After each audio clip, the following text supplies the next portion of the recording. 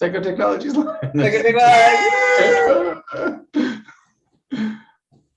Very exciting. Yeah. So this is Serene. Hello. Welcome to Psychotech Live. I feel like I should change this. I should rename so that it includes you. Oh, cool. Serene Desiree. Yeah, we have a very special guest. I actually thought this was your channel that we were doing. Now we're doing it on yours. No, okay. So specifically, you want to plug your channel right now? That's a good. Oh yeah, Serene Desiree. So it's if you can see my name there. It's SERENE DESIREE, and yeah, I'm the only We'll one. put a link in the description. Thank you. Appreciate that. And we have Jack. And Jack. Hello, and Jack. Astronaut Jack. He's so cute. He definitely has no idea what is going on. No, he's very confused at this whole thing. Yeah. Things have been surprising and confusing. He just got to this world a few months ago. He's still figuring things out. I reckon that there's, I have this crazy theory that you can actually read a lot off a baby. Like, you can tell how he's feeling. You can tell he's confused and surprised is his most dominant, I would say, emotional space. But you can just look at him and see that. Like, it seems as if he also feels very safe though. Yeah. He doesn't seem stressed out. Like, right. Yeah, he's not upset all the time. He starts to make noise. I think he is tired. Mm. And he's going to fall asleep very soon. It's amazing how parents can learn to read babies so well. Yeah. I don't know. Is your wife better at it than you? Is she better at it than I am? Yeah. I think I'm like more intuitive than she is for these things. But sometimes she does things. She has insights that I'm just like, I didn't see that happen. I didn't know. Yeah. And she was like better at making him laugh. Like she made him laugh like a week before I was able to. Oh, wow. Yeah. That's great. And he does prefer her, I think. No, it's okay. He'll prefer you later on. Yeah. Comes in cycles, stages. Yeah, babies tend to prefer women. Yeah. And also she's got boobs and I don't, so hard to compete with that. It is. She's got food. Right. So, but before we jumped in, I'm happy to talk 2 hours about my baby and parenting, but I think Serene, you were going to say something about religion and faith having a, let's call it, comparative advantage. I think so. Atheists. I All right, let's talk about that. I'm interested. Well, we were talking about religion beforehand. So for context, you two are Jewish. I don't know if you guys knew that already. Somebody not too long ago was like, "You look so much like that rabbi from that movie." And I was like, I wonder why. He does look like a rabbi. He does. I get that. I got that. You need to wear a blazer, like a jacket. Yeah, maybe in the future you gosh. should become a rabbi. Yeah.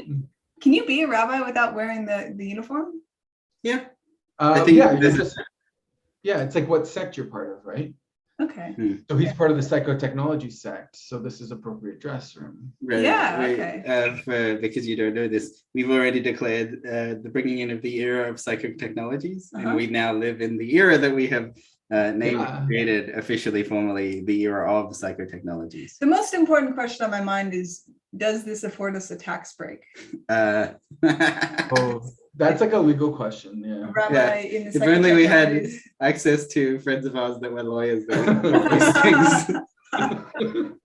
Yeah, unfortunately, there are no Jewish lawyers. So. Well, I was saying, we were talking about this before because I wonder if there are a lot of Jewish lawyers, and I wonder if the Talmud actually shapes your understanding of, like, I was reading in this book, I'm pre-conversion stage, and in Alcoholics Anonymous they call it pre-contemplation. So I'm a pre-contemplative Jew. I know, I'm just kidding. But that's a good term. I like it. Yeah. So it's the nice way to say you're still a fucking drunk. You're still on the wagon. No, that's not what it means. Yeah. It means that you're processing your orientation towards your journey. Okay, yeah, that's a lot nicer. Yeah. And We don't use language. I haven't grown my second soul yet. But I am reading the book. I finished this book, To Be a Jew. And in it, I mean, there's these things called mezuzahs, which I had no idea what they were before I became a Jew, but they're these little things that are on your doorway. And maybe Daniel can explain. Oh yeah, would you like to explain, Daniel? Oh no, I was interested in hearing that. Yeah. Like I'm interested in hearing what like your explanation is. These little thingies on your doorway, and they're a reference to in the Bible when the Jews put lamb's blood outside of their door, and then God flew over and he didn't kill people. So it's like Passover. He didn't kill the firstborn sons. Close enough. Yeah. And everyone else got their kids killed. But so I was reading this thing about mezuzahs, and there's all these rules with mezuzahs. Like, what if, it has to be on a certain part of the door frame at a certain height, but what if your door frame is too small? Well, you can do this. What if a non-Jew wants to have the mezuzah? Well, it depends, because if they think of it as a lucky charm, they can't have it. But when you're moving houses and you leave it there. But if they think of it as something beautiful, they can have it. You just have to remove the little scripture that's in it. So like there's all these rules for every possible event in Judaism. And I wonder if even if you aren't Jewish, or I mean, obviously you're still Jewish, you can't not be Jewish. But even if you, it's like a gang you can't get out of. Once you appreciate it, you can't leave. It's a tribe. It's a tribal, but yeah, gangs would be sort of new tribe. Actually, I read a book or modern day sort of talking about what is the essential, what I guess in philosophy, what is the essence of, if you were to distill what makes someone Jewish or not Jewish? Because of course there's the classic if it's in your blood, if you're by grandmother, or then but this was more of a modern essay, and it went on to be like, well, if you were in Nazi Germany and you had any real like extended like grandparents that were Jewish, then you were still counted as Jewish. So and that's sort of become part of the culture that you're still in if you have the wrong grandparent. That's what Israel uses to determine whether or not you're Jewish. They use the criterion that Hitler used. And so there's also, you can convert in, and you can become fully Jewish just by converting in. Takes a bunch of work, and so it can't, the pure essence can't be blood related or genetic related. It must be something else. And so then they go on to talk about various rituals or various philosophies. And by the end of this philosophical debate in the book, they concluded that all you need to be a Jew is to have decided that you are and that you're a part of it. And then you fit the subcategory, obviously not for conversion purposes, but for what is being a Jew. Like, all you need is to decide that you are. In fact, it's so tricky, you can't even get out of, we know you can't not be Jewish. It's very hard to do. The only way possibly to get out of being Jewish, because of course, if you reject entirely and you live your life in an anti, like every day you yell at your neighbor who is Jewish, and every day you anti everything, right? Then you're actually you're still a Jew. You're just a hating Jew, right? There's only similarity to the thing, which is a kind of Jew. Yeah, a special kind of Jew that is still part of the club. But the way to actually get out of it is to let it like peter out into the neutrality. So you need to just not care either way. You need to just kind of forget that you're a Jew, and then don't tell your kids that they're Jewish. Don't tell your kids you're Jewish. Just that's the only way really to get out of it, is to take that middle path of not being too strong and not being too weak about it, and not avoiding and not sticking to, and like just letting it fall to irrelevance is the only way to really release yourself. Yeah, just forget or genocide. Yeah. Well, or that you could die, but also well, the irrelevance was their proposal, and even that is questionable. And that's the philosophy of identity. There is something there about oh man, this is taking a different turn, but I was thinking about this a lot. Like, oh man, I was thinking about the drama triangle. Perhaps we'll get back. I want to get back to the Jewish the mindset thing, but in the drama triangle, are you familiar with it? Is it the like victim prosecutor? Yeah, but one of I'll just tell everyone just for Okay. sake. But yeah, I'm vaguely familiar with it. In theater, there's this idea of a drama triangle where like there's a victim, there's just like you said, there's a prosecutor or a persecutor, and then a savior. And the thing is, like, this plays out in reality all the time because art oftentimes mimics reality to this very strong extent. And so in life, you'll often find that in many interactions, you're playing one of the three. So hopefully this will show up. It doesn't. Never shows up. It's I don't know why I even bother doing this anymore. So there's two triangles. Yeah. So like these rules kind of ask for other rules. So if you're playing a victim and you're consistently playing that, then you're creating the environment that invites other people to be the persecutor or the savior. Or the savior, yeah. And I was thinking about if you're the savior, then you're inviting these dynamics. Yeah, I mean, if you think about it, if you're the person who always rescues their friends when they're in trouble, and sometimes obviously it's a legitimate thing, but like if you have that friend who's always in trouble and you constantly are lending them money, you're like, you know, giving them your car, what, you know, all this stuff. It's like, well, how much, like they're kind of inviting this on themselves. And there's this tricky thing. I'm fascinated by the whole left-right political spectrum thing. I was gonna say, be careful you don't victim blame. Oh yeah. Well, that's the thing. Like victim blaming is a form of persecution, and so you don't want to victim blame because you don't want to tell people like, oh, stop being a victim, all this stuff. But I find that in the left-right, this kind of culture war, oftentimes the left plays the victim. Well, actually, there's two parts of the left. I think there's the allies, and then there's the people who are oppressed. So an oppressed minority who has, you know, all these issues, and then there's the allies who are kind of the saviors. They play the saviors. They protect the minorities against the evil right, and then the right plays the I don't know that they would take that description exactly, but no, they wouldn't. No. Okay. And no, this is the perfect way for everyone to hate me, and you. Because I'm just trying. I don't want to get doxxed or something from like, and then I'll feel guilty about that. No, really? So I should not bring up Candace Owens. Is that what you're saying? I love Candace Owens. I don't even know who that is. I'm sorry. I'm out of touch. Israel, Palestine. How's that? We want to talk about that. You can't just go through all the things because now I have to like damage people. No. It's amazing that like we know what is contentious and like dangerous to talk about. Like you could just name that's a thing, right? You can make a list like race and IQ, climate change isn't real. Like we'll just like make a list of the contentious topics. Yeah. Like all of them. That'd just be great. like that. Yeah, okay. But I think actually the way to, just like you said, the way to deal with this triangle is to step out of it. And so for me, I mean, I'm kind of, it's funny. I don't know, I don't want to get too political. I kind of identify as sort of center right, but actually when I think about it, I have so many left-leaning ideas. Like I'm very much pro-environment and very much pro-social healthcare and all these other things. But anyway, I think but we can work on that. Yeah. Okay, good. No healthcare. Nobody needs healthcare. But health is a made-up conspiracy. That's what is health? Nobody knows. They all have different answers. And you need money for this thing you can't define?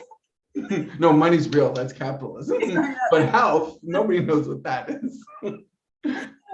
But I think the way to get out of it, no matter where you are, is to just step out, like just to stop. So, you know, when you hear people that you know who are kind of playing the victim, you just don't call them snowflakes. Stop it. Like just stop. Don't engage. Yeah. Don't play that game. Yeah. Everyone loses. Yeah, and no matter where you are, you can actually just decide not to play. And then if you decide not to play, the energy doesn't have anywhere to bounce. If there's no persecutors, there can't be any victims. And if there's no saviors, you know, all this stuff. So it's like, just like you said, let it float away. I think that might be one of the solutions. So there's a or get some popcorn and watch it. It's the other one. Gonna like turn left down a psychotechnology path. There's a psychotechnology called Transactional Analysis. Mm-hmm.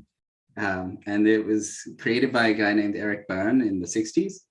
and he wrote a couple books. One of them is Games People Play. Another one is I'm Okay, You're Okay. And he proposed that sometimes people get into these sort of scripts. So you will be in a mutual relationship with your partner, and then they'll start acting like a child, and they'll want to like be the child so that you can parent them and you can like tell them off and like be like, no, we have to do it like this, and they'll be like, wah.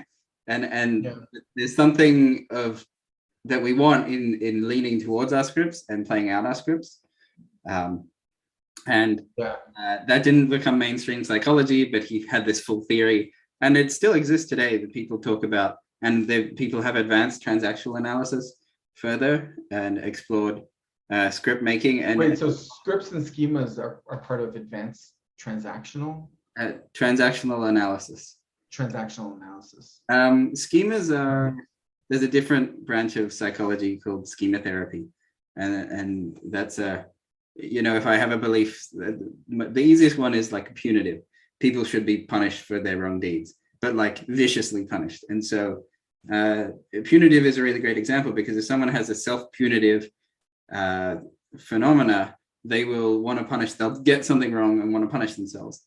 And ultimately, sometimes the universe punishes people and sometimes it doesn't, but people will strongly believe that they need to, it's like they're self-reinforcing. Right. If you're like playing a game against someone and they're like, oh, now I've made a mistake, now I'm gonna lose. They spiral into this like making further mistakes and probably get off tilt. Yeah. Right. So they've like dropped into this script, this belief I'm gonna lose. And that's like a toy version of the like, imagine if someone had that belief in the weeds, always lose for their entire life, for their entire universe. Yeah. It's like self-sabotage. Right. I think a lot of that comes from your inner voice as well. If you have this inner voice that's always telling you like, you know, I'm a failure, I'm not good enough, I need to try harder, like just push it. And that inner voice, if it's in you all the, I mean, and this has been said a million times before, but imagine if you had a friend who was just constantly telling you like, you're a fuck up, you're an idiot. And then you have another, it's gonna weigh you down. Yeah. And it makes you can see it in somebody. You can see the way they handle themselves, the way their posture is, how they take care of themselves. Like it reflects on somebody's behavior, and then they teach other people to treat them a certain way as well. Yeah.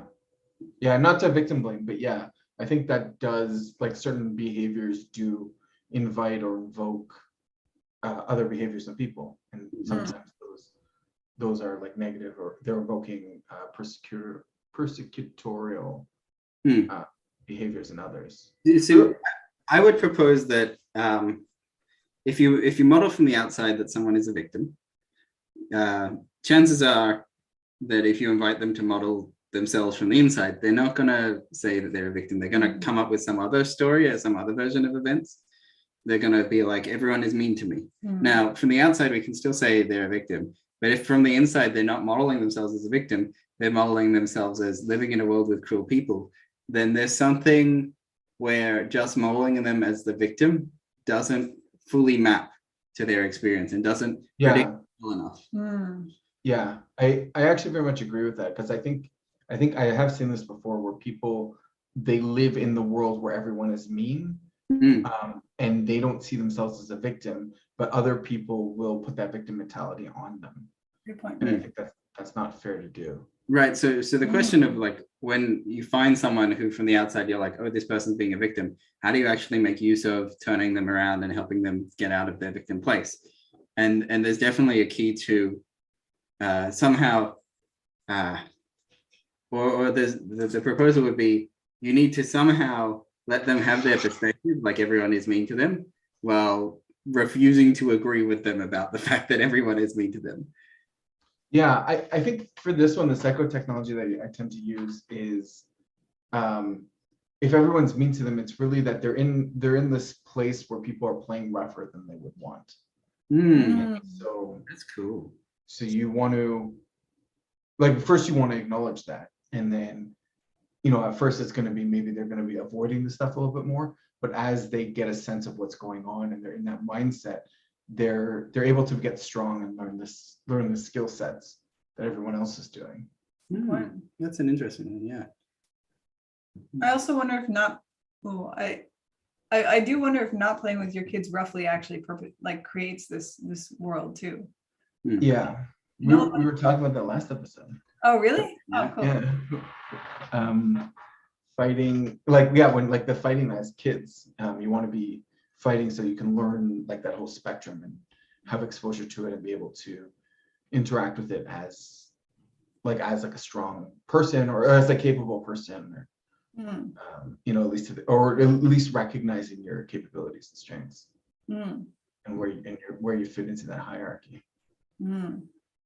But you don't want to, I don't think you want to do the rough, you want to do rough housing, but to the extent that the other person can handle it. Yeah. Because if you do too much, then they get that trauma. Then that becomes trauma, and then they'll have a trauma response.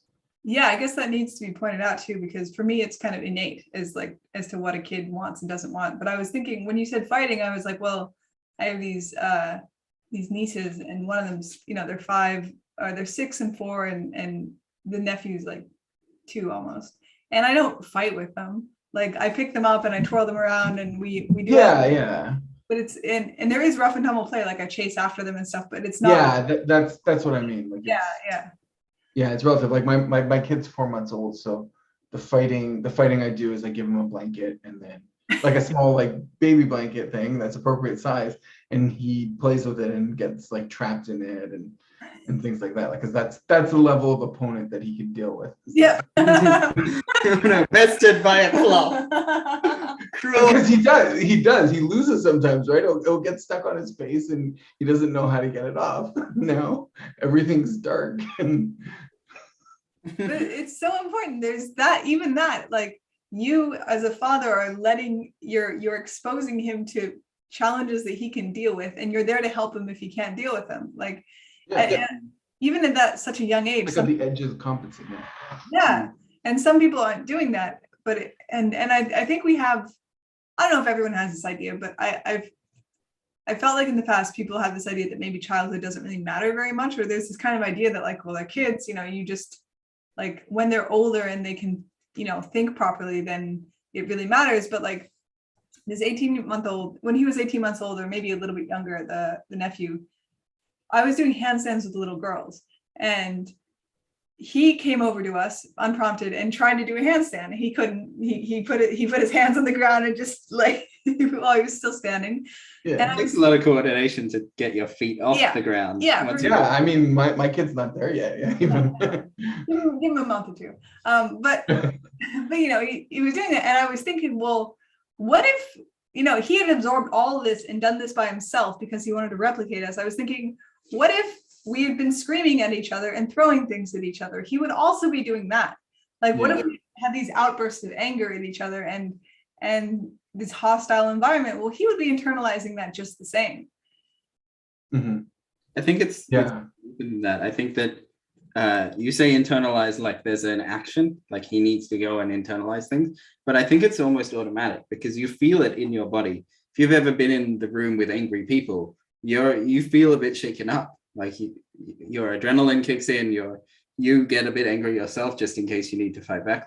It's not just that you need to actively absorb from the outside and internalize, you naturally are just suddenly there, you're in it. And so it's like your body is embedded in that culture that suddenly your response is to be like that. Your whole unconscious creates this frame that you're now inside of, and to keep the frame, to keep the general frame and not just be in whatever moment you're in, but also know that you're a person that exists outside this space later, and you existed outside before. I think actually that ties really nicely into the title, the faith as religious people having faith as a comparative advantage, because that's one of the things growing up religious that they always taught us is keeping God in mind, and your awareness and being holy in God's presence is always there. It acts as a sort of like a continuity object. So to think of Inception, when he has whatever his totem is, to remember that he's in the game. like having the God and they wear the kippahs or whatever, to have that as a constant reminder that you're on this earth and that there's this higher purpose. Is that a form of mindfulness? Does it I keep think you so, mindful? Yeah. I mean, I think this technically predates mindfulness, but sort of the way that a different culture has done it. Yeah. Compared to the Buddhist culture who's done mindfulness, this is the more God-based religions. Yeah, it's more, yeah, it's like very monotheistic in that like God is outside you, but your actions are connected to the outside. Well, there's this one of the rabbis, I think I said I'm not related. Yeah, I'm not religious, but one of the rabbis told us that he had this idea that like God is everywhere. And I think that's quite common, like God is everything literally. And that in itself is a meditation technique. Like I've used meditation techniques before where you're in the present, you're concentrating your visual field, and then you look around and everything is like this masterpiece that God has made for you. Every single thing is this brilliant imagery and it's better than any artist could ever make. And no, that's true. Yeah. Like look at a sunset and show me a picture that's more beautiful than an ugly sunset. Yeah. And just anything, like the wall ahead of you has so many shadows and lights and just different shades of color that everything is. And if you act as if, I think the right way of telling people that God is everywhere is something like concentrating on this type of meditation. It's like, oh, God is everywhere and it's beautiful and it's a masterpiece and it's just made for you. You're here to enjoy it. Whereas I think sometimes the rituals, just doing the rituals, it perhaps gives you part of the equation, but maybe you have to find your own way where somebody has to teach you how to savor it all and to get a religious experience from it. Yeah, I actually very much believe this. I think this is like the orthodoxy is not, I don't think, great on this, but this is like something I'm actually pretty passionate about because I do think that the rituals, like I'm very confident that the rituals that were created back in the day, back in the day of prophecy, what like prophecy is a psychotechnology, and like they design the rituals in ways to elicit certain reactions in people, so that it's almost like a form of mental manipulation or something, but you're on board with it and it's you're choosing to do that. Like there's the idea of free will.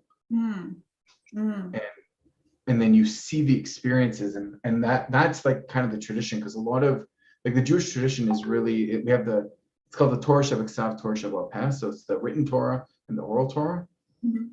And the oral Torah is in the traditions, is in the rituals. And I think there's a psychological component to it. Well, that gets neglected. Yeah. And I'm just going back to the mezuzahs, like I was kind of talking about before, there's I think growing up religiously, people kind of cast away what religion has done for them, because it's, if you're in an environment, if you're raised religiously, you don't understand what it's like to be not religious. But I think religion has a lot of really, really useful components that people, especially, I mean, we were just talking about this before, like for some reason, the rationalist community is very Jewish, and I don't know, and it's not just because it's, Jews have a lot of intelligent people. Like I grew up in a non-Jewish community and I was surrounded by brilliant people. I mean, still, the people I went to high school with are some of the smartest people I know to this day. And somehow none of them even knew about rationalism. And it's odd to me, but I think it's because you kind of had a response to this as well. Like Judaism kind of inculcates in you some sort of way of thinking that's conducive. Yeah, so I think they tend to do, like I was saying before, they tend to do a little too much on the OCPD spectrum, where you're like, okay, what is the world? What is the model of the world? And then I'm going to follow that, versus just experiencing the world and making decisions based off whatever feels right in the moment. But so it's very model based, and as you were saying with the mezuzahs, they got all these specific rules. Like you're talking this to me, and I'm like, yeah, I remember learning that when I was younger, and I don't remember all the rules. Because like there are, like, just that piece alone, there's like, I don't know how many rules there are around that, but every single thing, like tying your shoelaces there's a rule which foot you put on, which shoe you put on first, and then which one you tie first. Like when you're showering, like like which part of your body to wash first. Just everything. And then kosher stuff is like, that's volumes of what what is, like, what makes something kosher. I'm like, what's the distinguishment? What if this happens? What if that happens? And that's a very much mindfulness in that you're always thinking about what's going on and what decision you're making, and every decision you make is very important. And I think that's a thing that I think religious people have that, like, let's say secular people tend to have less, is that religious people, it's every action you make has an impact on the world. It has impact on the physical world and the spiritual world. And there is a right and there is a wrong. Versus secular people, it's like, yeah, whatever, do it if you want, right? Nobody cares. And then your life becomes meaningless, and then you have the meaning crisis. Yeah. And do Jews avoid the meaning crisis? Do they? I mean, there's still a religious crisis that a lot of people have. Yeah, there's the religious crisis, but there's much less a meaning crisis. Like it's much rarer that Jews, like at least like the Orthodox people. I grew up with Orthodox people, and then I became OTD, so like post-Orthodox is what we're calling it. Explain OTD. Yeah, and explain what Orthodox is too. I mean, okay, so Orthodoxy. Explain Judaism. Can you just explain what Judaism is real quick? Okay, so Judaism is this old, it's one of the oldest religions. It was founded by Abraham. There's the whole, I mean, I could just like talk forever. You can't ask me these questions because I'll just say the whole thing, and then we'll be here until tomorrow. And then I'll be like, I think that's enough for now. We'll pick up next week. Okay, OTD. So the Orthodox people are like the really Orthodox people. They wear a uniform essentially. Yeah, right? They wear the black hats. The problem is, for every time I'm going to try to explain this, it's going to be like somebody that's like, no, that's not not what it means to be Orthodox. And Good, bring them in. Tell us. Bring in the comments. We want more comments. So, okay, the superficial answer is if you're wearing the black hat, but that's like the very superficial answer. The more real answer is generally the line is, are you keeping Shabbos and kosher? So Orthodox people keep the Sabbath, which means they don't do a lot of things, but one of the things they don't do is electricity, essentially. So you can keep the lights on before, but they won't turn on and off lights during the Sabbath. They won't cook food. They won't start fires. They won't work. They won't. There's 49 of them that are. No cars. Huh? No cars. No public transportation. Nothing. Yeah. Writing.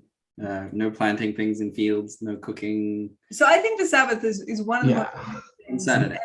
On Friday night. On Saturday. So it's nightfall Friday to nightfall, an hour after nightfall Saturday.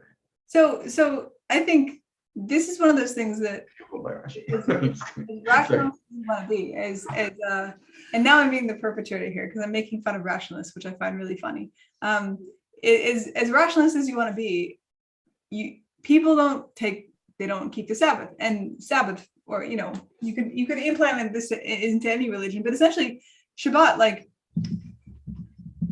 it's super important, and because these are religious duties, you follow them. If they weren't religious duties, you wouldn't follow them. So like one of the most important things I think about Shabbat is that Shabbat Sabbath is that when you can't drive, and so but you have to go to synagogue on Saturday if you're a man. Probably you kind of do if you're a woman. You have to go to synagogue on Saturday, and so what ends up happening is you live really, really close to your entire family. Like you live within the same neighborhood as everyone you know, and even if you grow up in New York, you end up growing up in a village where everyone knows your name, which is actually kind of quaint. It's like everyone actually wants to grow up in that environment, I think. I mean, most people do. Yeah, I actually really like that part growing up, because like also this Saturday, no one can really leave their house. Or like they can leave their house, but they're like, that they're going to be in synagogue, and that the dad's going to come home at around this time, and they're going to eat, and it's going to take around this time. So you kind of know where everyone is. So like we would hang out with our friends, we would just like go knock on people's doors and see who's around. And then the meals as well is like you'd always be doing meals at each other's house, because it's like a formal event, and so you'd have guests or whatever. And you see, I mean, and the whole day is kind of structured around the prayers, so because you know when the morning prayer is and you know when the evening prayer is, so everyone has is doing something in between those times and after and before. And what they're doing oftentimes is, I mean, it depends on the people and the ages and stuff, but either, they could be reading, religious books, but they also could be like, I think, playing board games, could be hanging out with their friends and talking. And this is almost more important nowadays because there's no phones. Like how often do you spend, if you're not religious, when's the last time you spent 25 hours like hanging out and talking to people, having dinner with no phones at all, nothing. And then you have these really deep interactions. Like my friend, she's more religious than we are. She comes over and we do Shabbat and she keeps it fully. And then I end up having these really deep conversations with her that aren't intruded. There's no Googling things. There's no like watching videos together. Yeah, there is a disadvantage to the not Googling thing because a lot of misinformation does get. Because you're talking, like, even we have this on the podcast where we're like, oh, is this the thing? And then we'll just like Google it real quick and we'll get that answer. Yeah. Which you can't do. So there is a lot of, and you're there all day like having these discussions and you can't bring in real information. Yeah. But the thing is that if you're talking about the religion stuff, then if you're at the synagogue, like they're gonna have the library. Yeah. So you can just look up a lot of the stuff. So there was a lot of like looking things that like this is like one of the things that we were like taught at a really young age is we'd be getting into an argument and then we look it up. Yeah. And this is before internet, so we're using books made out of paper. Oh, weird. And then like okay, but like one time we were hanging out with his parents went away and we were hanging out with his sister and his nieces and nephew, and we had dinner with them. And we didn't end up breaking bread, and so we didn't make it a formal dinner, Shabbat dinner. We just had dinner with them on a Friday night. And then we were saying, well, actually, maybe it's like a modern day dinner. It's like a modern day Shabbat. And then we were like, well, actually, this isn't what we want really, because even if we did manage to stick this every single Friday without keeping the formal rituals, if we kind of remove the religion from the event, first of all, we wouldn't do it. We didn't end up do it. And also when the kids grow up, imagine if we did. When the kids grow up, are they going to keep a dinner with their friends and family? Are they going to invite people over every Friday? They're not. That's not how people we drift off. If you have this thing that says, whether or not you believe in God and God telling you what to do, if you have something that says you have to do this every Friday, then guess what? You end up being close with your community. You end up getting, the Christians or like Christian adjacents do Christmas and maybe Thanksgiving or whatever, they're American, an Easter dinner like 3 times a year, whereas Jews have dinner with their close friends and family and just strangers sometimes every single Friday. Like it's a different culture. I think it's better for you.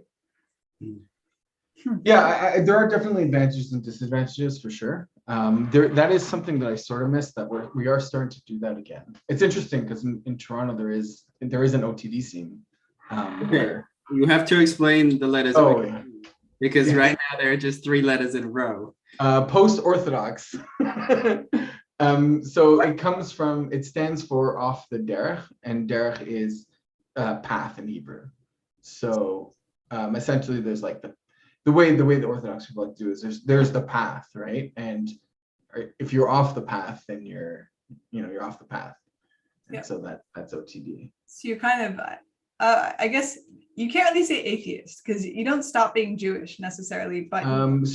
Right. So atheism is, so I used to identify as atheist and Jewish at the same time, because Judaism is a religion, but it's also a culture, and it's also, I don't want to say ethnicity, but like kind of ethnicity, like a tribe at least.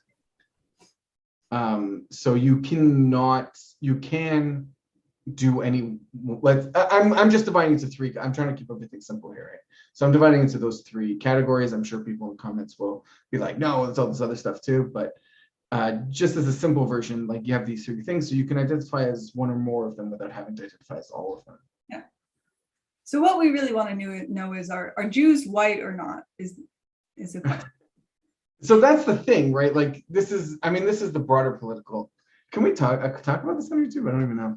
But I have like huge thoughts on this because I like Jews are an indigenous species. Indigenous people. They're indigenous to like not America, obviously, but they are indigenous to somewhere. Eastern. You don't strike me as a desert person, and neither do you. No, I'm not a desert person. I didn't grow up in the desert, and Israel's not a desert, isn't it? Israel has a lot of. It's got some desert in it, but it's not desert. Jack disagrees with you too.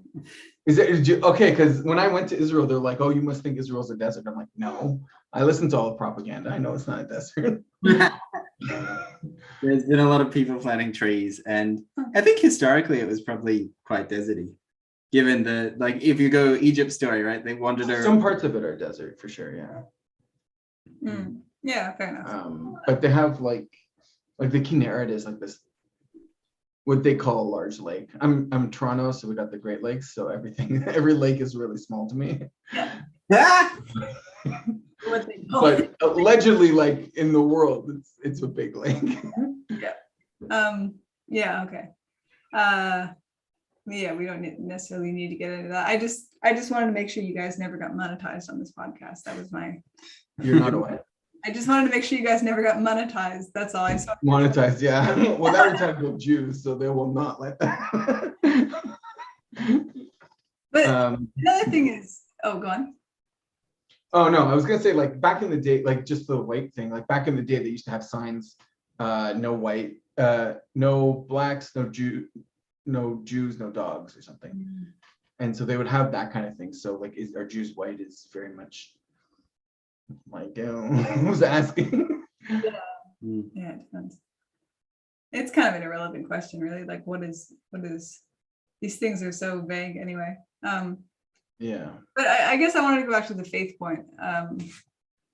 So I've been exploring a lot of like manifestation books. I don't know. Yeah. Think and Grow Rich is one. You said you read Think and Grow Rich before the podcast. I read a long time ago, but I'm familiar with that kind of like that kind of thinking where you're trying to imagine or fantasize or live in the world where the thing is true, and it's a way of shifting your subconscious to create the world that you want to be in. And I think like that to me is a psychotechnology, and we could talk pros and cons and how to do it well or poorly. Yeah. Do you guys get a lot of comments? Not yet. Yeah. Cool. But we will once we break out. Oh, you guys are posting so often. If you just keep up at this pace, you guys are gonna kill it. Like, yeah. Oh, for real? Nice.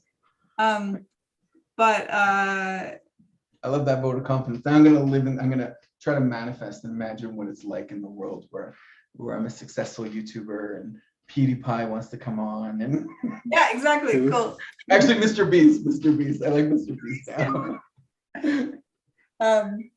No, it's true. Maybe I shouldn't be on YouTube if I haven't watched all of these other people on YouTube who clearly. Oh, this is just research, like to see how this stuff works. It is important. You know, Mr. Beast is like there are some videos dissecting how he got famous, and they're actually really good.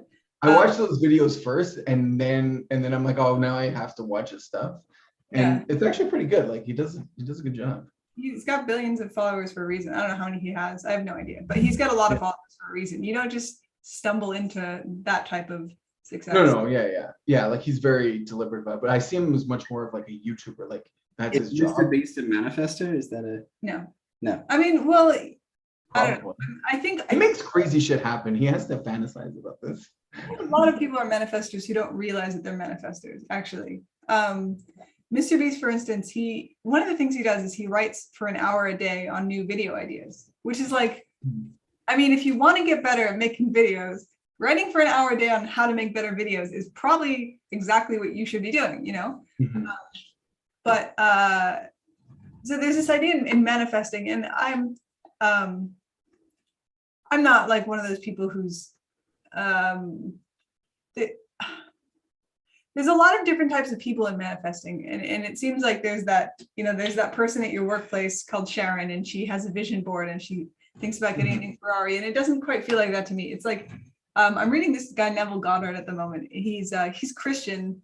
And so I don't recommend him to a lot of people because he has all these Christian ideas and Christianity pisses people off. But I just think of it as like great literature. I don't need to get into it, And it's important to be able to listen to other people who have different beliefs than you, understand what they're saying, even if you don't agree with their other beliefs, because it opens up that lines of communication and depolarization, and opens up your boxes, all that good stuff.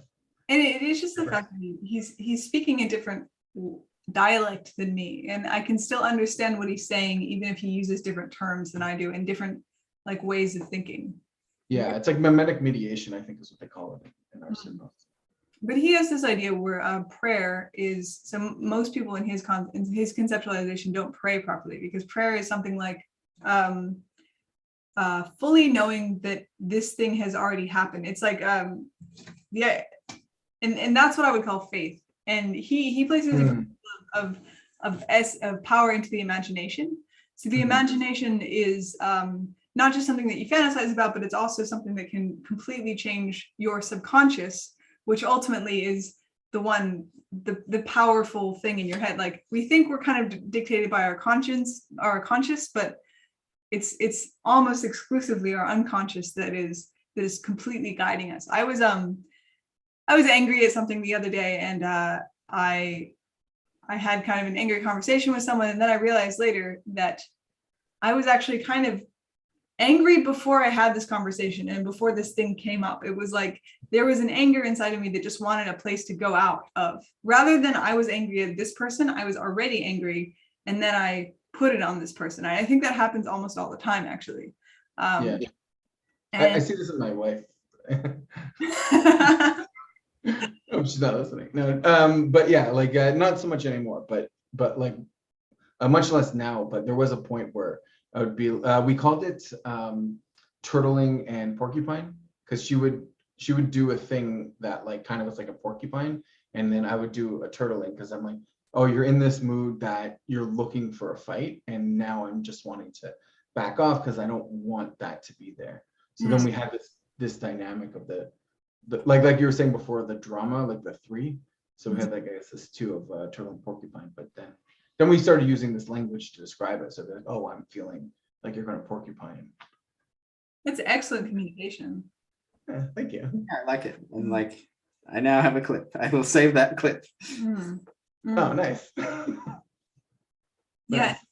I think the difference between a bad relationship and a good relationship is communication. And we say that a lot, but it's like, how do you actually show people how to communicate? And I think that I feel like the Gottman stuff, turn towards and turn away.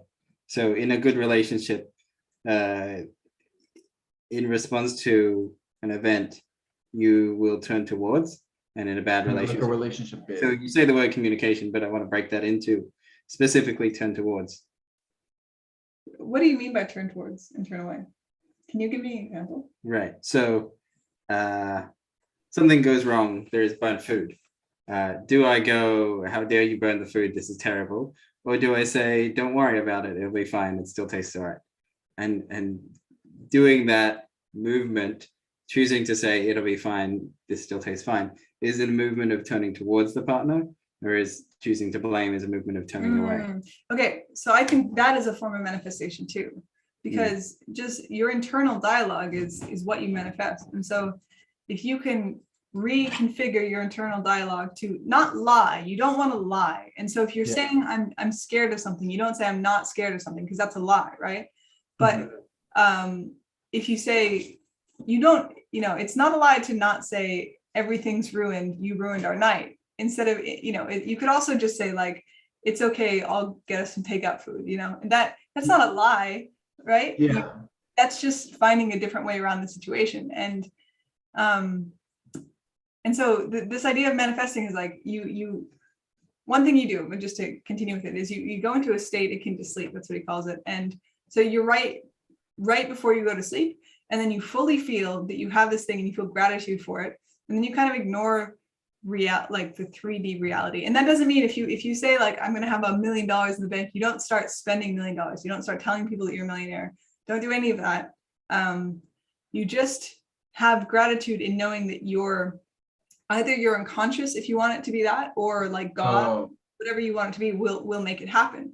Yeah, I think you kind of triggered something inside me, where it's almost like you're enjoying the future now. Mm-hmm. So if you're going to be a millionaire, like, oh, I'm happy because I'm going to be a millionaire, and you get that like happiness now. Yeah, and go on. We talked about this in the metaphysical, so I think number 4. I like that you remember all the numbers. I've gone through and done chapters and reviewed sort of what we talked about. But can the mind cause fitness? Like, can you cause your muscles to grow by thinking real hard about it? And on the base level, if you sit still and do nothing and just think real hard, probably not. But if you keep doing that, or if you do something like this manifesting loop, where you enjoy the physical prowess of fitness, chances are you'll wake up the next day and want to go for a run or want to exercise. And so in some ways, you can start thinking your way there. It's just a bit of a roundabout way to do it. That's really good. I did this the other day. So I was I was not wanting to clean the bathroom, and I was like kind of procrastinating on it and putting it off. And then instead of like what I would do before, and this was also helpful for me in my evolution, but it was like focus on why I'm scared of it and kind of break down why I'm scared of it, why I'm procrastinating. But instead I was like, okay, I'm going to manifest like wanting to clean the bathroom and being okay with cleaning the bathroom. And so like I did that, state akin to sleep. When I'm about to go to sleep, I kind of just feel better. I feel good about it. I feel like it's like I'm fully okay with doing it, and I'm like at peace, and I have faith that it will get done. And then I wake up and I do it. And that's not different than anything else. I mean, that is another form of manifesting. Like, I don't know. I mean, I'm not going to tell people they can't manifest lottery tickets. I don't know. I'm not God, right? But I do think it works better when you're manifesting attitudes. Yeah, and but also not only manifesting attitudes, but also if you manifest riches, right? If you train your brain to look for opportunities, and you train your brain in business, and constantly be figuring out ways and like telling yourself that you are going to be rich and you deserve to be rich, that then you manifest riches. It doesn't need to be like magical. But there's something about faith here that I don't think is very hard to do unless you have some sort of religion, because faith is it feels like, I can't tell you how to get there, but I can tell you that it feels like a fully internalized and aligned knowing that this thing will happen. And if you're rational and if you're only atheistic, then I don't know how you get there, because you say, well, how can manifesting work? It doesn't make sense. Yeah, well, no, I know how I got there through rationality. You should be making predictions all the time. So you just always make predictions, and then you see how good you are at predictions, and you get better at that. And then at a certain point, you're like, no, this is going to happen. And people are going to be like, no, it's not. You'll be like, do you want to bet? And you put your money where your mouth is, and then you rationalist tools is to sort of put your money where your mouth is, make bets. Yeah, so we always like the EA rational stuff, like we would always be doing this stuff where there's a disagreement. $5, $1, like it's still something. Well, we didn't really do it for money. We just did we did the process without necessarily the outcome, but we would do it's more like status or something, but like vaguely, because like it's more like, okay, I win and I won, and then you do the odds as well, right? So what are the odds you think it's going to happen? So it's not just is it or not. And then that creates this sense of, and then you see the results of that after, and that creates, at the beginning you're always like prophesizing, let's say, things that are incorrect, but as you practice, you get better at it. Okay. And that trains that skill, and then you know where you don't. Like with your own things in life, I don't know what goals you have in life, but I'm sure you have some goals, right? Unless you're like Elliot, where you kind of just are in the moment all the time. How do you characterize that in your life? Yeah, no, I definitely have, I guess, dreams, I guess, a little bit more, like, or visions. So I don't need to ask you what they are, but do you have a full faith that you will get to those? Interesting. I don't think I've ever actually been in this place before instead of someone. I have faith that I will be doing it. I will be trying to do it until I die. That's not getting That's too. enough for me. Well, it depends what it is. I mean, if your goal is to always be working towards money, that's fine. But like that isn't exactly faith, is it? I mean, working towards. Okay, so it's like the reverse. It's like the reverse phase where it's less about the outcome, because it's like leaving the outcome into the hands of God, and doing the thing that I could do forever is the main thing. Because I'm not even like I did used to try to do goals and set that kind of stuff, but they weren't good goals or realistic goals. So the path itself wasn't good. So I kind of had to take a step back from that, be like, this is like kind of the vision that I'm aiming towards, and I'm going to be doing the things along that, and like doing like, what are the things that I could do forever, that if I got trapped doing this, I would be fine. Yeah, that makes a lot of sense. Right. So like the parenting, for instance, it's like, this is something I want to do, and I'm fine being a parent for the rest of my life. Like this will be fine. Yeah, good. Yeah, that makes sense. I've also found now that we've said that, and now that I've just talked about manifesting, I'm also like finding a lot of that as well. I think I have a few goals that somewhat, I have a few things that I want to be doing, and there's a lot of fear about whether or not I'll get there. But if I just actually focus on what I want to do day to day, there is no fear, and I just get them done. Like I just do things that I want to do, and really I know that. And then beautiful things emerge from that you could, in retrospect, call that a goal. But like, you didn't know that before. But if you had known that before and you had worked towards it, that would have been a good goal at the end of the day. So it's like kind of like counterfactually doing this, but in the long term, but in the short term, it's much less attached to the goals, much less attachment. Yeah.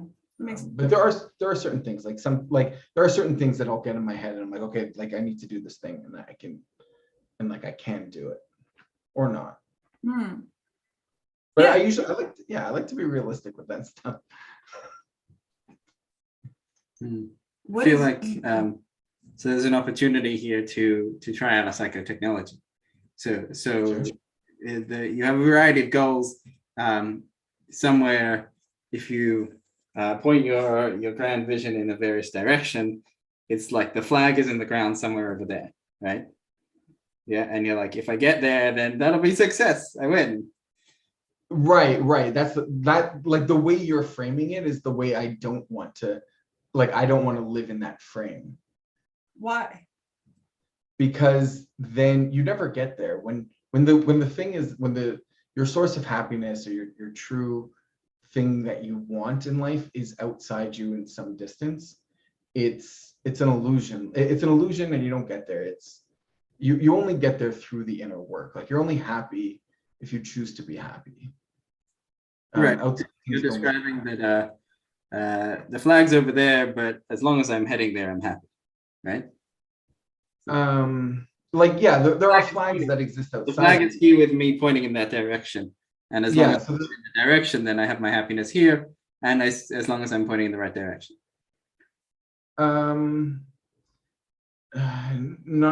Not exactly either, because I think can I hazard a guess? I think there's something like when there's a flag, I'm constantly comparing my reality now to the future.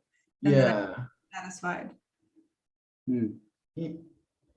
Sorry, and then what was the second last thing? And I feel dissatisfied because I'm not where I was. Yeah, you're automatically creating. You're automatically like creating dukkha, like suffering for you, when you pin these things outside you.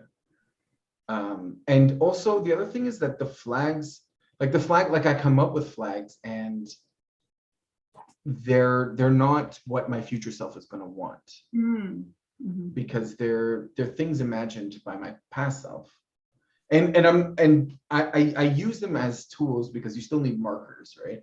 It's like you're still like marking down things, and there's still a path, and you do get lost and turned around, and you do want to have these North Stars or end goals that you're heading towards, but those things also change as you get older, and you're Mm. always getting older, so they're always changing. That makes sense. Okay. So what I would say to that is something like, I'm going to vouch for the manifesting people and not necessarily myself, because I think that there's traps with manifesting, but there is also real things there as well. Well, what I would say about manifesting right now is that if you're using like a Neville Goddard type technique, you're not actually one of the tricks. There's a lot of tricks to it, and there's a lot of pitfalls, and I don't think a lot of people understand this, but you don't compare yourself to where you want to be, and you don't. There's a method of, I don't exactly know how to describe it, but you don't get dissatisfied with your current life. You have utmost faith that you will get there, and it's not a problem. You don't worry about, because if you worry about this life, the metaphor he uses is, I think in the Christian Bible, I don't think it's in the Old Testament. There's the story of Daniel, right? That's yeah, not. I know that story. Okay, then it is in the Old Testament, right? So, yeah, story of Daniel, he's Neville Goddard says he's looking at this lion, and then the lion's he's in a lion's cave, the lion's about to attack him, and then he turns around and faces God. And so the idea is that because most people, this is Goddard's interpretation, would see the lion and they would say, I'm about to be attacked by the lion, and then they get attacked. But Daniel, in this metaphor, he turns around to God. It's my namesake, it's a story. Yeah. Oh yeah, you're okay. Oops, sorry, my bad. He turns around and he looks at God, and then the lion doesn't attack him. And there's this idea that if you're concentrated on the present moment and what you don't have and how bad everything is, that's not good. You don't want to be concentrated. Yeah. And you need to know that your imagination or your unconscious is powerful enough to get you to where you want to go. And you already have it. You have faith that you already have it, which is a very strange thing to have. Yeah. And I think there's this issue where you can kind of create this OCD around it. I don't have this issue at all, but I think a lot of people do. Yeah, a lot of Orthodox religious people see it. Yeah, same thing. Okay. You have this OCD because your thoughts, you think your thoughts need to be pure and clean and good all the time so you can manifest the right thing, or, Yeah. God or whatever it is. And there is a way to get there. Faith cuts both ways. There is a way to get there, but the path to an alignment of your thoughts is actually the wrong direction, or like you have to go in the other direction in order to align your thoughts. what does that mean? I will want, for example, I will want my thoughts to constantly encourage me, right? And so every time I have a thought that discourages me, I'll be like, oh no, that was a bad thought. And I will like build up, I'll have all this struggle around having the wrong thoughts. But actually the path to getting more of my thoughts to encourage me is to move away from having thoughts that encourage me. You actually need to move towards the inner critic and towards honoring the inner critic and enlivening it and like listening to it in such a way that the inner critic feels so heard and so understood that it can just relax. Like the voice just gets quieter, because you always know that the inner critic is available and is, but most people will be like, I need to move away from those inner critical voices in order to get less of it. But actually we need to move towards it. And the more we move towards it, the more that voice will be like, yep, it's fine. You got this covered. You don't need an extra inner critic to say these things because you already know. And also, I think you can also help to transform it as well. So I had this, I was writing that I was scared to do something. I journal every night and every morning now. But night I think is especially helpful because it kind of creates what you'll dream about. And I think it's incredibly important. But I was writing like, I'm scared of this. And then I rewrote it. I said like, I'm learning to be okay with this. And it wasn't a lie. It's not like I was lying about anything, because I think lying is always wrong, almost always, not always. But but it was, my inner critic was okay, or my inner voice was okay with changing from I'm scared of this to I'm learning to equate myself with this, because I think there's a difference. It's egosyntonic and ego dystonic, right? Like you're divorcing that part of yourself. You're saying there's this thing here that's part of me that's no longer me. It's a thing that I don't identify with. And Oh. so you're splitting away from. I saw it more like the way I see it is like there's a structure in my mind.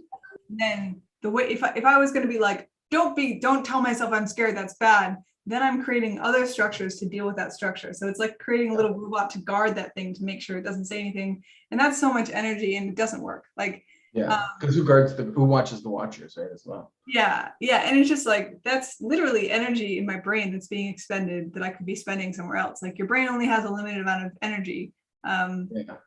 So but instead it was like I asked it, I saw that little scared voice and I said, hey, would it work for you if you changed into instead of a negative version of this situation, a positive version? It's the same version, but instead of this story of fear, you can be a story of growth instead. And then that voice said, yeah. Oh, you're trying to like do a reparenting thing, like a reframing. Yeah, I guess so. Yeah. Yeah. But it has to feel right. It does. If it feels like it doesn't want to do it, if you feel it's just a different story manifesting its negative side. Mm. Yeah. Oh, I realized we never got to that thing. The trying out that psychotech of around goals. Sure. So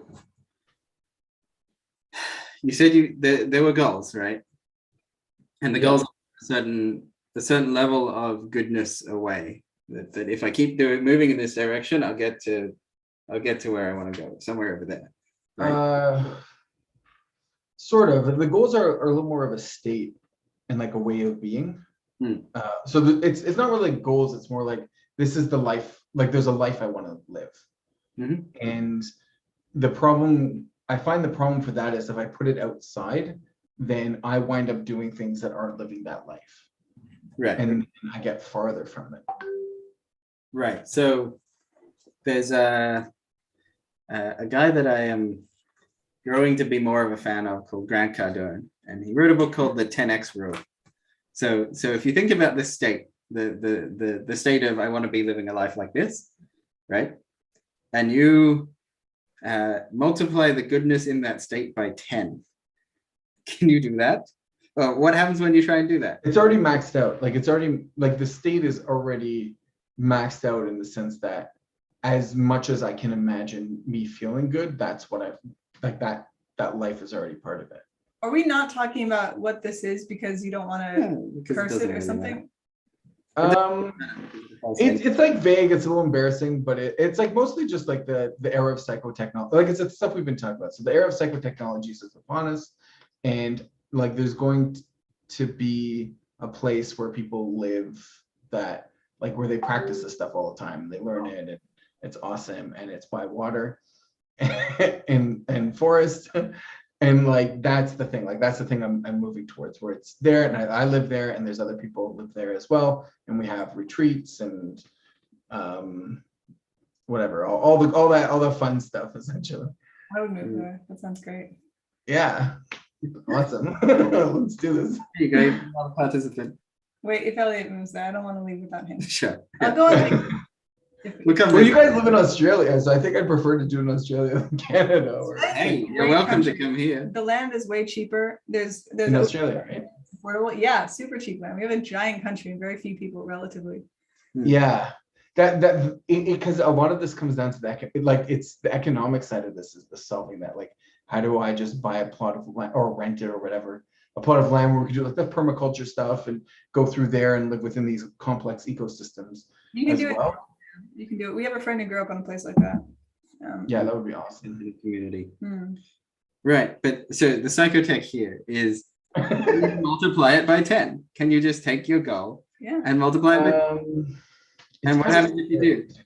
Right, interesting. Yeah, okay. That's what I'm pointing at. Because like even the Australia thing is already like farther than I'm like thinking in Toronto because that's like where I live, or like outside Toronto, but like like in Ontario, and so even the Australia or Hawaii would be cool because there's a ton of like hippie marine biologists there, which would be like cool to have as part of that stuff.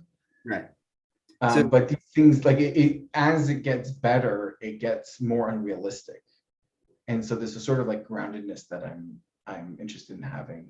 So first of all, when we multiply by 10, things come up, right? It gets scary, it gets difficult, it gets unlikely, it gets all sorts of like, but there's something that we can do, which is we can take leaps backwards in a way that it is much easier to do than it is to take leaps forwards. Like if you take your current, wherever the vision is, and then you try and multiply it by 10 forwards, you won't know how to get from there to a multiplication by 10. But if you make it 10x forwards and then try and back propagate, you might be able to leap somewhere. So yeah, I think I've been doing that with not having it too firm, and by constantly letting it letting those flags evolve as they need to. Right. It's like the vision moves around into a place where. So there is multiple parts to this. One is when you multiply it by 10, the things that come up that are like, I don't know. And then the other is the like, if you back. Yeah. Because I also kind of narrow it down. Like really what I would love to do is to do that, but like on like a big scale. Or we have, in Judaism, we have yeshivas, right? Which are, I think, translated as seminaries where people go to learn about God. And I would love to have a place where people go learn about psychotechnology. Mm-hmm. But that's also, yeah, I mean, like that would be good. Okay, that's the 10 times, let's say. Right, and then hopefully, my aim was to 10 times the goodnessness without really being specific about which way, what shape that would make, and then work backwards from that as the guide. So the goodness, like how would it like let it feel 10 times better? The feeling, or if someone has a money goal, you can just put a 0 on the end and multiply it by 10. But yeah, this kind of is that in the sense that, like, if I had that money, then that's what I would be doing. Mm-hmm. And so it's like, I guess 10 times more stuff, which isn't necessarily 10 times harder, but it's like, it's like an order of magnitude figure. Mm-hmm.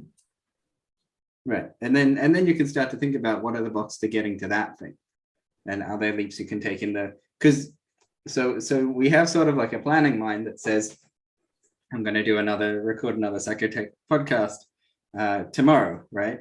But if my planning mind is set on a goal that's 10 times higher, the ideas that it will come up with in planning may have leaps that can make that 10 times jump. But without that planning mind being in the right place, or 10x point, I those moves. And that's to bring back manifesting. If my planning mind is inspired by my manifesting habit to like plan for high success, plan for getting lucky, plan for being in the right place at the right time to make the opportunistic deal, right? But my planning mind needs to be planning for that leap.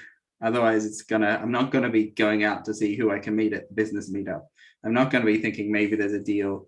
I'm not going to be practicing doing. Yeah. Okay, so there's two things coming up for me when you're talking about this. Sorry, Serene, did you want to jump in? You haven't said anything. No, I'm good. Okay. The first one is that like I have seen this phenomenon before where like entrepreneurs are doing things that are just very small-minded, and like I've like I spoke to him like, look, just stop doing this. It doesn't matter. Do this other thing. It's harder, but it's only like 10% harder, and you'll be like 10 times better off. Mm-hmm. And also when you're doing bigger things, people get attracted to that, and you'll be able to bring more people into your orbit. Which is like a very Y Combinator thing, which at the end of the day, like often doing big projects are actually easier than doing small ones, just because you have this vision, you have this energy, people jump on board with that. The second thing is that I've seen is that like it does, but on the other hand of that, when you start doing these like big ideas, it does get ungrounded, untethered, right, from reality, and then you get stuck in like the reality distortion fields and stuff. And so I think there is, at least the reason why I'm resistant to this is that there is a middle ground, and I do feel like this, I don't know, at least where I am now, right? Like as things progress, as our channel takes off, as we manifest that, right now it's a different person playing the game. Right. So there is in one of the things I say often is that minds are self-organizing, and in that sense, when you picked whichever goal, for whatever reason at this whatever height it is, your mind self-organized to that's the goal. So Yeah. to multiply it by 10 and notice what that would be like. Obviously, you already picked this goal for a very good reason, but it's worth being curious about what is the difference when we multiply by 10 and why that seemed like too much or why that seemed like too scary. Or and it can be the wrong thing. Like the 10x can be just, oh, that is too much work and I'm going to give myself a heart attack. And so I don't want to do that. Like, okay, great. But it's well, the plan is almost the same here for me. But yeah, I do see how that could shift. And that has in the past shifted as well. Right? Like the plan I have now is not the same as it was 2 years ago, which was much, much smaller and more like, oh, just do this thing, right? Like this is the thing. And then realizing that that's very small and petty because I can just think a lot bigger. I like yeah, I do like this as a psychotechnology. As like one of those questions you ask yourself about the vision is, can I make this 10 times bigger? What would it look like to go in and be taught psychotechnologies? It's hard to explain, but it's kind of like a 24 or like, so the thing that there's a thing that you're aiming for, which is pretty much just the Jewish stuff is how I would use it. It's like that structure, but replace all the religious stuff with just various psychotechnologies. So like we go in and we do a class on internal family systems, for instance. Yeah. Okay. Yeah. So you do like, weekly internal family, maybe first year would be weekly internal family system. So every week you're getting around with people and you're exploring your own various parts or their own various parts. There's like once a week you do circling, whatever, like just try out all the different modalities, you can put together a curriculum, and then you can get an undergrad in psychotechnologies. I like that. It's like a psychology degree, but useful. Yeah, it would be more applied because like psychology is a lot of like at least like the undergrad stuff. The undergrad stuff is very like you're just learning a lot of the concepts and who did them and research methods. Yeah, there's cool stuff. I mean, there's like learning about how empirical science works is fantastic, and it really what you think. But I mean, I don't know if essay writing is necessarily what we need our psychologists to be able to do really well. Like, so I actually think that they should be doing it should be much more modernized, right? So instead of essay writing, it should be blog posts. Because interesting. That's what like people actually read. And the research is also important as well. And you do need to know how science works, like the scientific method. Like that, but that is kind of there is a psychotechnology side of that. I mean, what do they call public scientists? The science communicators. That's huge. I mean, that should be a lot more prioritized than it is. I think you're right. Yeah. I was actually working with like massive can of worms, Daniel. The way that academia separates and isolates and says we are different because we can write essays about it, because we are more rigorous because we've written essays about it, compared to maybe more human discourse of people writing blog and Facebook posts at each other and commenting on each other. That we've there's a way in which academia strives to be like a different level because they have made the game, but because they have an ivory tower and I don't. but so there's this whole kind of worms of, well, why do they have the ivory tower, and what if we just try and get their rigor? So I mean that's the thing, right? Like that's the grand vision. You want to times it by 10. That's the thing, is where we start this as an alternative to university, essentially. Because like you're right, like why do they get this? And the answer is because they have funding mostly, and they have an infrastructure, and they have a lot of clout, right? Like if you think like the internet, they have the authority. Yeah, they got the mandate of heaven, if you want to use the Chinese psychotechnology. One time I saw a Reddit post by a coach, and it was great because people were just shitting on him. Like it was just like, I'm a coach, AMA, and he was from some coaching institute, and they were like, he said, in our coaching institute, we have to have like 3 supervised client meetups or something. And then this therapist was like, I had to have 1,000 hours of supervised work with my clients. And, you know, it was recorded and listened to by my supervisor or whatever. And I think there's an authority there of like, I think people trust it's not just like the piece of paper, it's also the rigor. It's also the authority of having somebody watch you and make sure it's healthy. Okay, yeah, so this is, okay, so now you find all the sensitive issues. There's a huge so coaches versus therapists. That's the debate that we're about to launch ourselves. Well, no, it's not. I was going to go into the rigorous stuff now. So they do thousands of hours of stuff of supervised research, but nobody's checking that stuff to see if the supervisors are doing it correctly. Yeah. And it's not like when we do the psychotechnologies, like when we're doing it with clients, it's, you know, we're paying attention to the client because there's no one over our shoulder telling us what to do. So we have to pay attention to what's going on. And that is like, that's not what they're doing. What they're doing is following instructions from other people telling them what to do, because based off of this, based off of this, based off of this, based off of research, which, by the way, the research is not replicatable. No, it's fucking shit. It's terrible. But it's research and it's done academically, so now that makes it somehow okay, even though it doesn't follow science. Okay, but without, I mean, a lot of people have stories of therapists that are terrible. I'm sorry, go on. Yeah, like so that was just me shitting on them. I want to do another side to that also, of like, these traditions do come from a place and there's a reason for that, as well as there's a lot of legal stuff that they learn, which is really important as well. But that actually has way more of an impact than people think. I bet. And I think there's a lot of safety nets around therapy. Like, I think in some places you can only practice therapy that you've studied or whatever. Yeah, you have to declare competency in certain areas, and there's you can only use evidence-based modalities.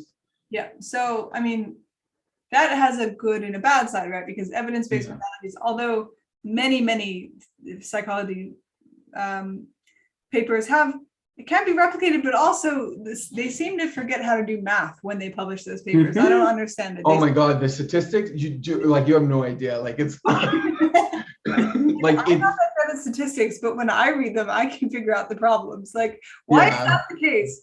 I'm not that good at math. It's like the whole thing is plagued. Like, it's so bad. And it's the best thing that we have, sort of, let's say. So far, it's the best thing. Or this is what they claim. As I should say, this is what they claim. They claim that it's the best thing that we have so far, and other people are it's literally illegal to do therapy if you're not registered with the government in some fashion. But let's say I'm a person, I'm a tradie, or I'm like just a person who's kind of like, I know a lot of doctors, for instance, who are very on the side of medical of scientific rigor. They want the evidence, they want the authority. That's what they value. And I think we have a real point in that therapists are safer in terms of, like, a coach can there are great coaches, there are fantastic coaches out there. Most coaches are not that good because there is a regression to the mean. There's no body, and there's no body of work, and so, like, there's no standard. I can just I want to be a coach tomorrow, even if I have terrible issues with being manipulative and being a narcissist and all that stuff. And so, at least in therapy, they kind of weed out those by training them rigorously. I mean, hopefully they weed them out. I think they do. I think there's a lot more in it are manipulative therapists. There's a lot of ways that they do this. One of the ways that they do it is, if you're bad at therapy, then, like, you're probably going to hate it. So then you become a professor instead of a therapist. This is a big one that they do. Or you become like a researcher, or you do, because they have the there are legal requirements for these things. So there are sometimes they'll do tests. They'll do, like, testing patients for like legal reasons. And that's much more science-based. And that stuff I actually think makes a lot of sense for that industry to do. I mean, there's pros and cons of the industry, of course. There's a lot of great reasons to have therapists around, but with coaches, I wonder, like, how do you make sure, if you had a psychotechnology school, Like if you were offering a degree for it, how would you make sure that the coaches are actually not going to go out and just wreak havoc? Like maybe if you're there and you guys are supervising personally everyone, but eventually it's like if there's no standardization, there's a lot less safety, I think. Yeah. So this is a problem, and I have not solved it. Because like this is an industry problem, and I'm not gonna be able to solve it on my own. But one of the sort of the approach I think we're taking now that I really like is we're recording the stuff and doing it online, so people can see what we're like. And we're gonna get to a point, like I was doing stuff with someone else, and we built out the psychotechnology, and then he's like, okay, like now people are going to want to see what it's like, just like not on paper, but in real life. So I'll just do this on you. And then we recorded it and put it online. And so we were doing like parts work where which is kind of like the internal family systems, but much more loose, like a much looser structure. And we just did it online. And so you can see like, is this something I want to do or not? Is this interesting? Is not? Is there some attraction here? And so I think like that, at least at the beginning, like in this, because we're in the Wild West right now in the era of psychotechnologies, we're in the beginning of that. And so it's very Wild West. And so everyone's kind of just putting they're nailing their name to the door kind of. And yeah, so you want to see what kind of stuff they have. You got to see they'll record the stuff, put it online, so you got to see what it's like. And then also writing up articles like blog posts, things like that. You get to see how do they think. And so if you're reading someone and the stuff they're saying is insightful and interesting, then you're going to want to be with them. And if you're reading them and you're like, this person has no idea what they're talking about, you're going to not want to go to them. And so that plays into the therapeutic alliance, which is essentially, do you get along with the therapist and do you like them? And that is the number one indicator of whether or not this therapy is going to work. Is, are you guys same-sided or not?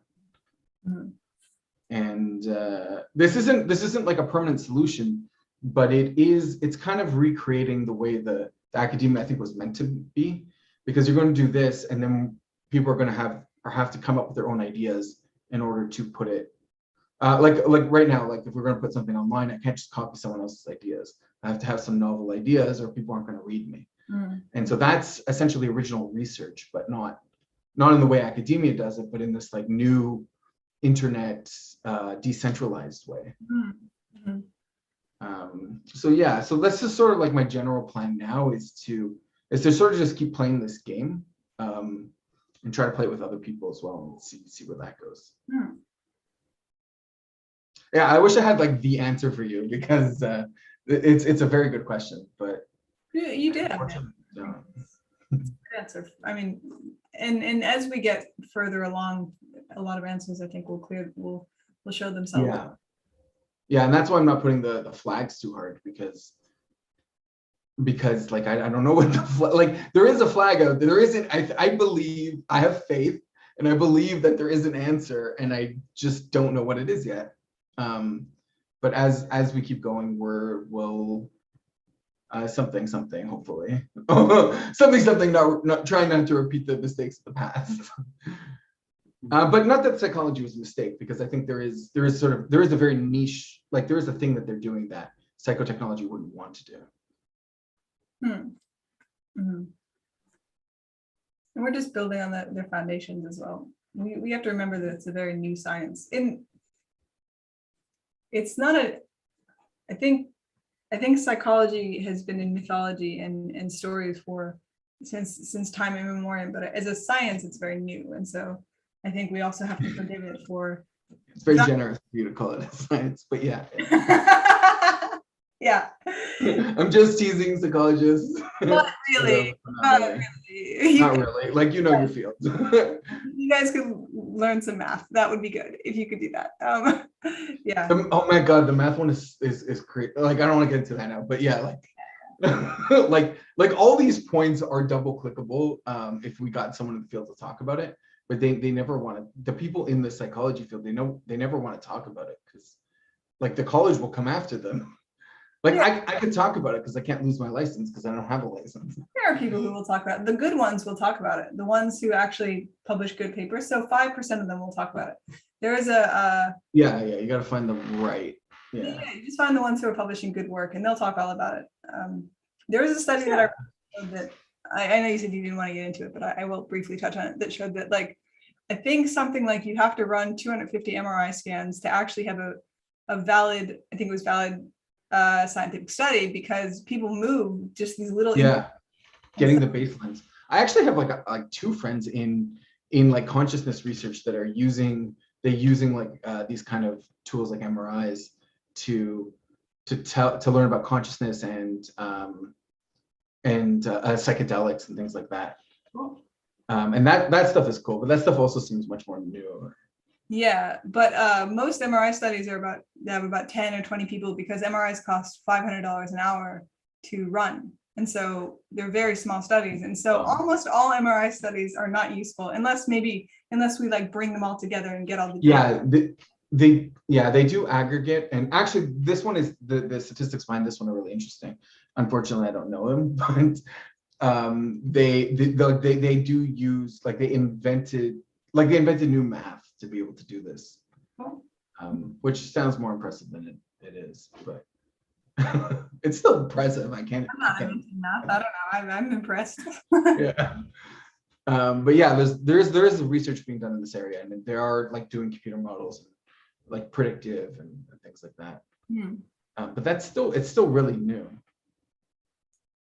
And then there's this other researcher that's doing that we should get on the YouTube. It's Darren. He's doing the complexity stuff.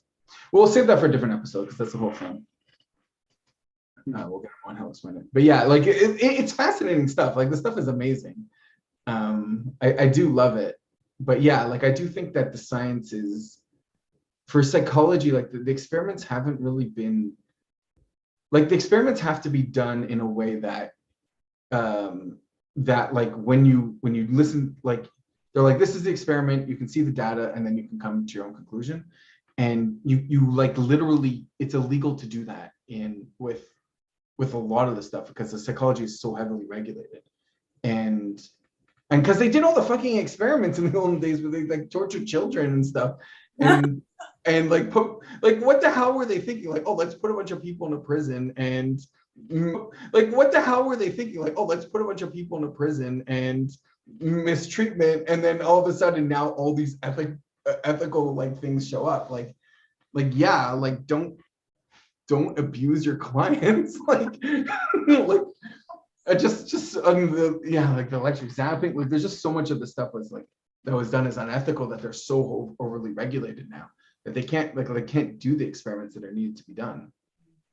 And luckily we're not regulated by anyone yet, because I don't know why. To sign up to our experiments, message us. There's no pay.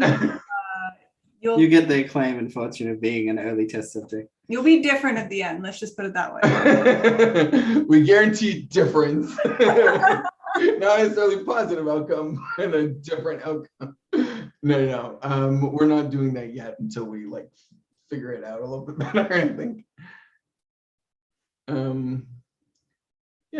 We're doing like market research, which is now just sort of like asking people what they want, which I think is sort of like the beginning of that. And then also the other one is that we're doing, I think, is because there's a lot of like the way we're doing it, it's because the psychotechnology has to, at least in my opinion, has to be done within the context of the meta crisis or something like that. In your language, it would be something like God, right? Like having this like I don't want to say all-encompassing morality, but like this thing that's above you, and free will, and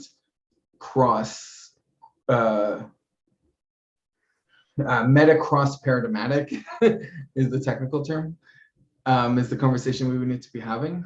And that's not done yet, in my opinion. So yeah. We're working on it. Things take time. We'll get there. Yeah.